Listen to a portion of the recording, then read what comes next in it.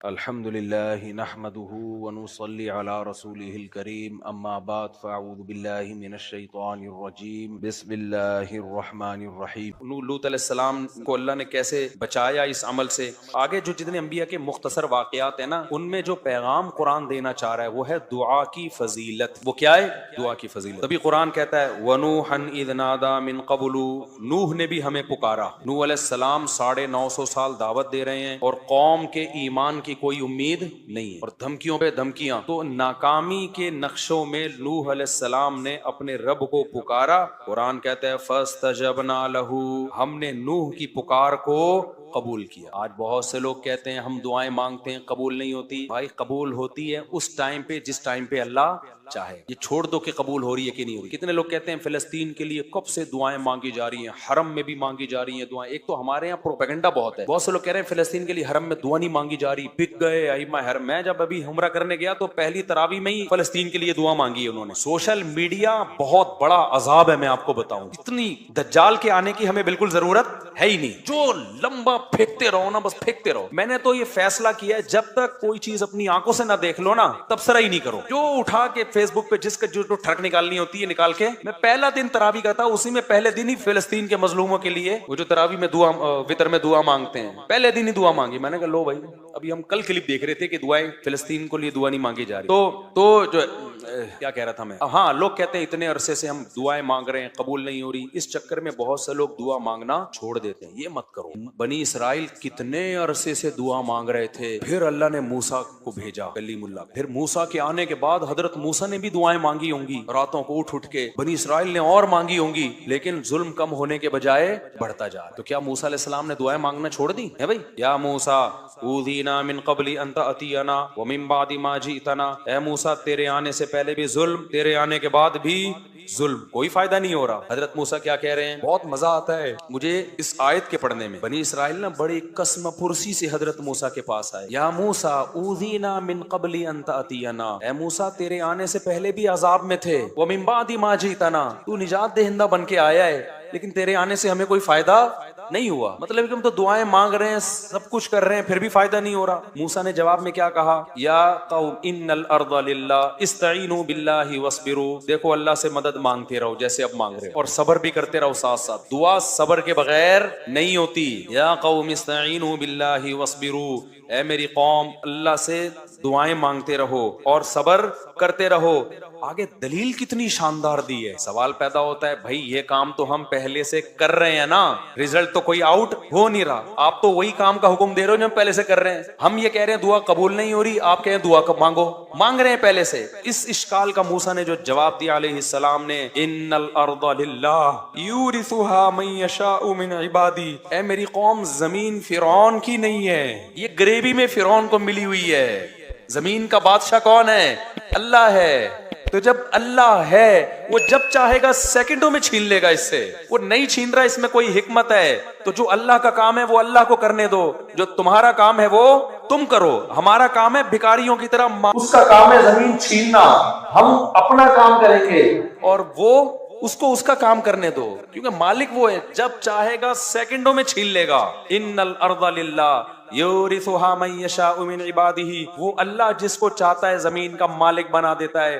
آج فرعون کو بنایا ہوا ہے، اس کا مطلب یہ نہیں کہ حقیقی مالک فرعون ہے۔ حقیقی مالک فرعون ہوتا پھر ہم مایوس ہوتے نا۔ حقیقی مالک کون ہے زمین کا؟ اللہ ہے، تو ہمیں مایوسی کی کیا ضرورت ہے بھائی؟ وہ نہیں چھین رہا، کوئی حکمت ہے، ہمیں آزما رہا ہے وہ، جب چاہے گا 2 منٹ میں چھین کے ہمارے حوالے کر دے گا۔ تبھی تو کیسے 2 منٹ میں چھینا کہ نہیں چھینا؟ آخری دم تک، جب تک وہ پانی کے کنارے پہ کھڑے ہوئے تھے نا اور فرعون کا لشکر آ رہا تھا، اس وقت تک فرعون یہ سمجھ رہا تھا زمین کا وارث کون ہے؟ میں ہوں۔ مصر کا مالک کون ہے؟ میں ہوں۔ پھر جب پانی میں راستے بنے، بنی اسرائیل پار ہو کے گزر گئے، اس وقت بھی فرعون بھی یہ سمجھ رہا تھا کہ مصر کا مالک کون ہے؟ بولو، میں ہوں۔ جیسے آج اسرائیل سمجھ رہا ہے کہ بیت فلسطین کا مالک کون ہے؟ اسرائیل ہے۔ فرعون تو اس سے بڑے پاورفل تھا، وہ بھی آخری اینڈ تک یہی سمجھتا رہا کہ زمین کا مالک کون ہے؟ میں ہوں۔ راستے بن گئے. اس وقت بھی فرعون سمجھ رہا تھا مصر کا مالک کون ہے, میں ہوں. بنی اسرائیل بھی یہ سمجھ رہے تھے, حضرت موسیٰ بھی یہ سمجھ رہے تھے کہ فی الحال زمین کا مالک کون ہے, فرعون. چند سیکنڈوں کے اندر کام ہوا ہے. جب فرعون نے پانی میں اپنے گھوڑوں کو دوڑانا شروع کیا انہی راستوں میں جو بنی اسرائیل کے لیے بنے تھے, اور جب آخری آدمی جب تک داخل نہیں ہوا نا اس پانی میں, اس وقت تک بھی بنی اسرائیل یہ سمجھ رہے تھے کہ مصر کا مالک کون ہے, فرعون. ان کو کیا خبر تھی کہ یہ ڈوبے گا جہاں پہ. اللہ نے موسیٰ کو صرف یہ بتایا تھا کہ سمندر پہ لاٹھی مارو راستے بنا دوں گا. اب تک یہ وحی نہیں آئی تھی کہ اس کو تباہ بھی کروں گا, جو ظاہر اس آیت سے جو پتا چل رہا ہے. تو اس وقت تک سب یہ سمجھ رہے تھے. عین وقت پہ جب آخری شخص پانی کے اندر داخل ہوا ہے نا, اور اس امید پر کہ اب ہم وہاں سے نکل جائیں گے, اس وقت اللہ نے سمندر کے دو پارٹوں کو ملا کے بتا دیا ان الارض للہ, زمین کا مالک کون ہے, اللہ ہے. یورثها من یشاء من عبادہ, جس کو چاہتا ہے اپنے بندوں میں مالک بنا دیتا ہے. تو آج اسرائیل کا جو فلسطین پہ ظلم ہو رہا ہے, ان فلسطینیوں کے لیے دعا بھی کرو, مدد بھی کرو, جو کر سکتے ہو کرو, لیکن مایوس ہونے کی ضرورت نہیں ہے. دعائیں مت چھوڑو. کب سے دعائیں مانگ رہے ہیں, قبول نہیں ہو رہی. بھائی ہمارے لیے آزمائش ہے, اسلامی ملکوں کے لیے آزمائش ہے. ان کو تھوڑی چھوڑے گا اللہ, جو ہمارے حکمران جو کچھ کر رہے ہیں ان کو بھی تو آزمائش میں ڈالا ہے نا اللہ نے, یہ کیا کر رہے ہیں. لیکن اس کا یہ مطلب نہیں ہے کہ بھائی فلسطین کی سرزمین کا یہودی مالک ہو گیا. اصل مالک کون ہے, اللہ ہے. اس نے وقتی طور پر کچھ ظالموں کے حوالے کی ہوئی ہے. تو ہم اپنا کام نہیں چھوڑیں گے, اور جب اللہ نے اپنا کام کرنا ہوگا اس کو صدیاں اور سال نہیں چاہیے, وہ سیکنڈوں کے اندر نقشے کو تبدیل کر دے گا. آج بہت بڑا مسئلہ پتہ ہے کیا ہے دینداروں میں, وہ دعا سے بہت غافل ہیں, اور بلکہ دعاؤں کا مذاق اڑانا شروع کر دیا ہے. ابے یہ مولوی دعاؤں میں لگے رہتے ہیں, ابے یہ دعاؤں سے کیا ہوتا ہے. مولویوں نے لوگوں کو دعاؤں میں لگا دیا, نمازوں میں لگا دیا, اور جو ایسی باتیں کر رہے ہوتے ہیں وہ دعائیں بھی نہیں کر رہے ہوتے. یا تو کوئی بڑا تیر مار رہے ہو نا, کوئی تبدیلی کے لیے ایک نیا پیکج لے کر آئے ہوئے, وہ بھی نہیں کر رہے ہوتے, کچھ بھی نہیں کر رہے ہوتے. ایک دعائی تو رہ گئی ہے, دعاؤں سے کبھی غافل. میں نہیں کہتا کہ صرف دعا سے سب کچھ ہوتا ہے, اسباب بھی اختیار کرنے پڑیں گے, لیکن آج کسی حد تک اسباب ٹوٹے پھوٹے لنگڑے لولے اختیار ہوتے ہیں. دعاؤں سے کیا ہو رہے ہیں لوگ, غافل ہیں. دعا مانگنے کی عادت ڈالو. اور نبی صلی اللہ علیہ وسلم نے فرمایا کہ انسان کی دعا اس وقت قبول ہوتی ہے, صحیح حدیث ہے, کہ جب تک اس کے دل میں یہ خیال نہ آئے کہ میری دعا قبول نہیں ہو رہی. جب یہ خیال آتا ہے نا یار مانگ رہا ہوں قبول نہیں ہو رہی, پھر قبول نہیں ہو. تو اس لیے یہ جو آیتیں میں جلدی سے بس 2-3 آیتیں پڑھ کے بیان کو ختم کرتا ہوں, ان کا خلاصہ یہی ہے کہ نوح علیہ السلام ناکامی کے اسباب میں اللہ کہتے ہیں جب قسم پرسی میں ہمیں پکارا, فاستجبنا لہ, ہم نے نوح کی دعا کو قبول کیا. کب قبول کیا, 950 سال کے بعد, کتنے سالوں کے بعد, لیکن کیا نا اللہ نے. یعقوب علیہ السلام ساری زندگی دعا مانگتے رہے, قبول بڑھاپے میں کیا. اگر نہ مانگتے تو کچھ بھی نہیں ہوتا. تو اور اللہ اگر ایسے دعائیں قبول کرنا شروع کر دے, ادھر مانگی ٹھک کر کے, وہ تو پی کے فلم ہو جائے گی. وہ شارٹ کلپ کسی نے بھیجا تھا, میں فلمیں نہیں دیکھتا, یہ ذہن میں جو لوگوں نے لکھا ہوا ہے اس نے چھپ کے پوری فلم دیکھی ہے. نہیں دیکھی, اللہ کی قسم نہیں دیکھی. ہاں یہ ضرور ہے کہ اس کے کچھ شارٹ کلپ تھے, وہ بھی دوستوں کے ساتھ دیکھے ہیں, وہ بھی وہ والے کلپ جو بہت ہی خاندانی قسم کے کلپ. تو اگر ایسے قبول ہوتی نا, سموسہ مانگ رہا ہے ٹھک کر کے سموسہ رکھ کے چلا گیا, تبھی تو اس نے کہا کہ اگلا ورژن چاہیے, بیٹروا ختم ہو گیا, کیا کہہ رہا تھا وہ بیٹروا. اگر اس طرح سے دعائیں قبول ہوتی ہے, اللہ میری فلاں جگہ شادی کرا دے, ٹھک کر کے ہو گئی, تو پھر تو ایمان بالغیب رہتا. ایمان بالغیب, ایمان بالغیب تھوڑی رہتا. پھر تو بھائی جو مانگو ٹھک کر کے مل رہا ہے, پھر تو کافر بھی کہتے ہیں یار دعائیں مانگو بس. اللہ نے غیب میں رکھا ہے, تبھی دعائیں وہ لوگ مانگتے ہیں جن کا ایمان بالغیب ہوتا ہے. وہ بہت جاندار دعائیں مانگتے ہیں. جن کا ایمان بالغیب نہیں ہے, ان کا ہر عبادت میں دل لگتا ہے, دعا میں ان کا دل نہیں. ان کو لگتا ہے یار یہ ایسے ہی بس جا رہا, وہ نماز پڑھ لے گا, قرآن پڑھ لے گا, دعا نہیں مانگے گا. تو اللہ تعالیٰ فرماتے ہیں فاستجبنا لہ, ہم نے ان کی دعا کو قبول کیا. ونصرناہ من القوم الذین کذبوا بآیاتنا, اور جو لوگ ہماری آیات کا انکار کرتے تھے ہم نے نوح کی ان پر مدد کی. نوح علیہ السلام کمزور تھے, ہم نے ان کی مدد کی. آگے اللہ نے سلیمان اور داؤد علیہ السلام کا تذکرہ کیا کہ ہم نے کیسے کیسے ان کو نوازا. پھر اللہ نے ایوب علیہ السلام کا ذکر کیا کہ ایوب علیہ السلام کئی سال بیماریوں میں رہے. آج بہت سے لوگ کہتے ہیں ہم اتنی بیماری ہیں, اس کا مطلب خدا ہم سے ناراض ہے. نا میرے بھائی, مالی پریشانیاں, جسمانی پریشانیاں, یہ اللہ کے ناراض ہونے کی دلیل نہیں. اللہ آزماتا ہے کسی کو دے کے اور کسی سے لے کے. تو ایوب علیہ السلام کی زندگی بیماریوں میں اتنے پریشان ہو گئے, اللہ سے دعا مانگی, انی مسنی الضر, اے اللہ مجھے بہت پریشانی پہنچی ہے، وانت ارحم الراحمین، تو سب سے زیادہ رحم کرنے والا ہے۔ اتنے پریشان ہوئے تھے نا ایوب علیہ السلام کے، انسان بیماری میں تھوڑا چڑچڑا بھی ہو جاتا ہے۔ ایوب علیہ السلام کی بیوی نے بہت خدمت کی حضرت ایوب، ایسا نہیں ہوا کہ ایوب علیہ السلام جب کئی سال بیمار رہے تو ان کی بیگم کورٹ سے خلا لے کے چلی گئی، ایسا نہیں ہوا، اور لیتی بھی نا تو اس زمانے میں ملتا نہیں، ٹھیک ہے نا، تنسیخ نکاح آج بہت آسان کر دی ہے، تو وفا کی ان کی بیوی نے بہت خدمت کی۔ آج نہ شوہر بیوی کے ساتھ وفا کرتا ہے، جب تک اٹریکٹیو ہے بیگم سے محبت، جہاں کوئی بیچاری کو کچھ مسئلہ ہو گیا جان چھڑانے کی کوشش، اور عورت بھی یہی کرتی ہے، جب تک کماؤ پوت کھلا رہا ہے میرا میاں ہے، جہاں بیچارے پر غربت آ گئی، کوئی بیماری آ گئی، ٹھک کر کے کھلا۔ ابھی ایک صحافی کا، ایک وکیل کا کلپ آیا ہے، اس نے کہا اس وقت جو طلاقیں ہو رہی ہیں نا، طلاقیں، ان میں 70% طلاقوں میں پہل عورتیں کر رہی ہیں۔ یہ جو بعض اسکالر کہتے ہیں نا مرد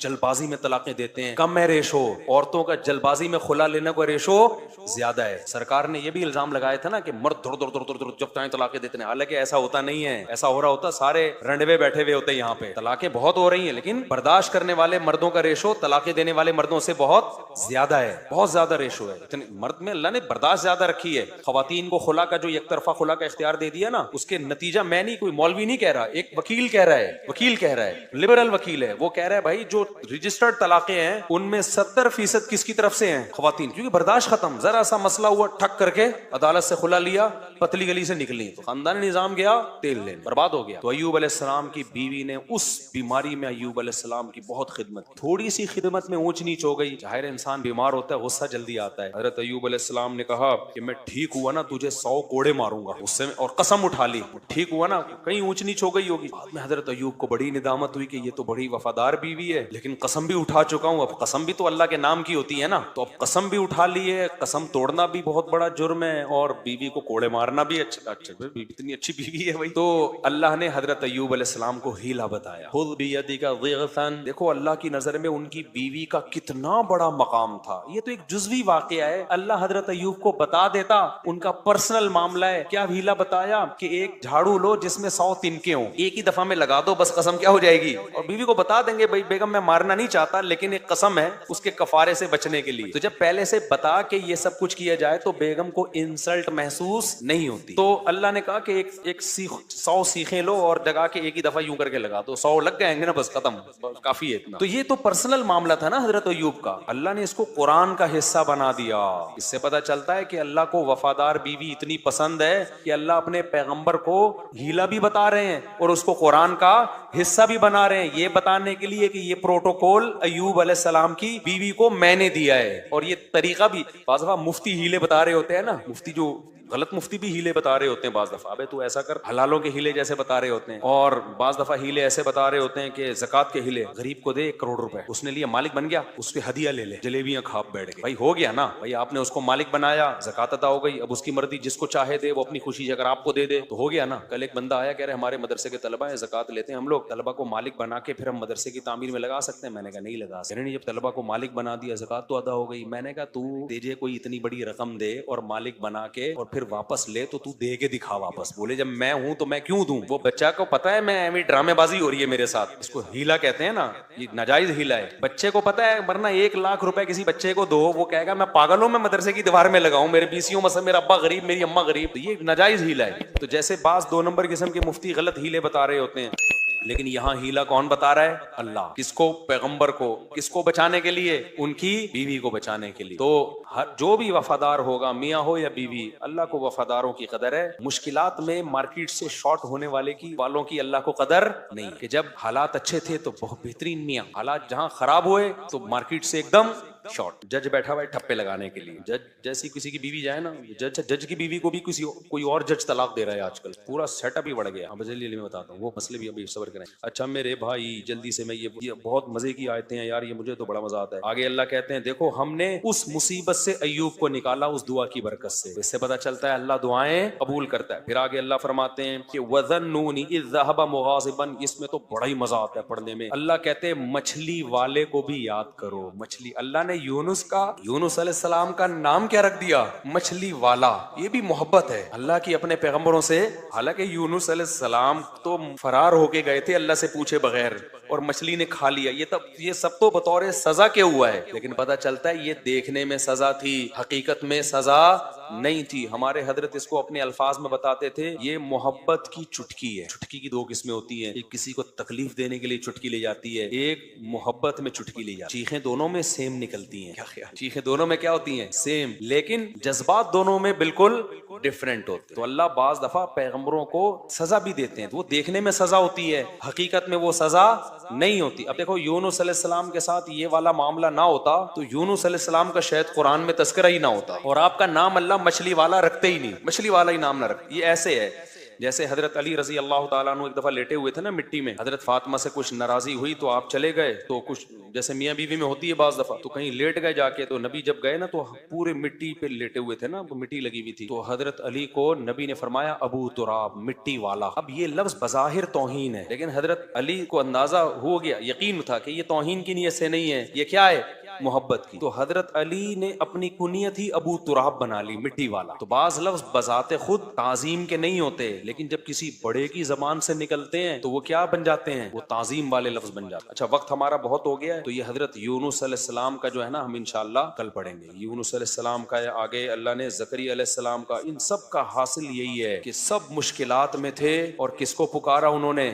اللہ۔ ان میں کوئی کسی عامل کے پاس نہیں گیا، پھونکو والی سرکار کے پاس نہیں گیا، کوئی کسی مزار پہ بولو نہیں گیا، کسی نے یہ نہیں کہا کہ اتنے سال ہو گئے مانگتے ہوئے۔ نوح علیہ السلام نے نہیں کہا 950 سال سے مانگ رہا ہوں دعا تو قبول ہوتی نہیں، اب چھوڑو یہ ایسے ہی باتیں۔ تو اللہ تعالیٰ نے ارشاد فرمایا کہ جس دن اللہ اپنی پنڈلی کو ظاہر کریں گے، جو اللہ ہی جانتا ہے ان چیزوں میں متشابہات میں ہے، اس کی کیفیات ہمیں معلوم نہیں ہے، ان میں بحث کرنا بھی ناجائز ہے۔ اللہ اپنی تجلی ظاہر کریں گے تو اس میں اتنی اٹریکشن ہوگی، اس میں لوگ ایسے مبہوت ہو جائیں گے کہ سجدے میں گر جائیں گے، اس وقت سجدہ کرنے میں مزہ آئے گا، لذت محسوس ہوگی۔ فرمایا لیکن کچھ لوگ ایسے ہوں گے جن کی کمر تختے کی کر دی جائے گی، اور وہ سجدہ کرنا بھی چاہیں گے تو نہیں کر سکیں گے۔ یہ کون لوگ ہوں گے؟ فرمائے یہ وہ لوگ ہوں گے جن کو دنیا میں سجدے کے لیے، نماز کے لیے بلایا جاتا تھا، وہم سالمون، اس وقت ان کی کمر صحیح تھی، تختے کی نہیں تھی، یہ کمر جھکا سکتے تھے، سجدہ کر سکتے تھے، نماز پڑھ سکتے تھے۔ اس سے اندازہ ہوتا ہے کہ اللہ کی نظر میں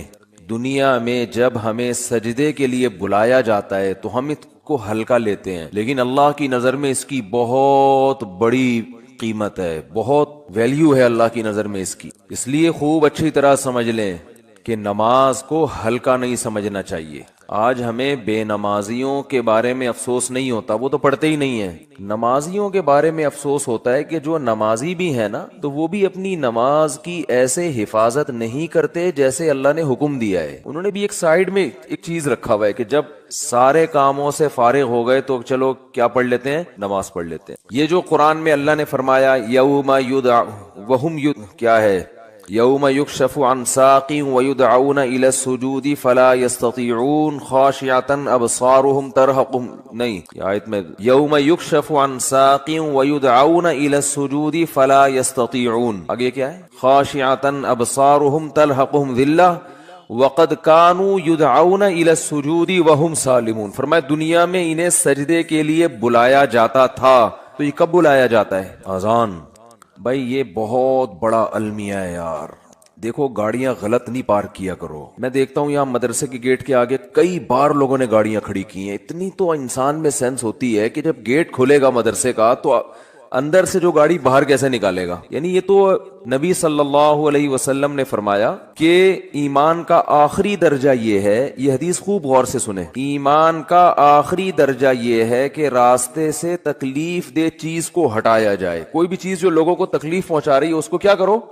ہٹا دو۔ گٹر کا ڈھکن کھلا ہوا ہے، کوئی گر سکتا ہے، آپ اس کے انتظام کریں۔ کانٹا پڑا ہوا ہے اس کو ہٹائیں، پتھر رکھا ہوا ہے اس کو ہٹائیں، کوئی بھی چیز جو لوگوں کو اذیت دے سکتی ہے۔ ہاں ابھی بتا رہا ہوں، ابھی جائیں گے نا، بات کمپلیٹ ہونے دینا، ورنہ پھر دوبارہ کریں گے یہ حرکت، اس لیے کمپلیٹ کر لو پھر جائیں۔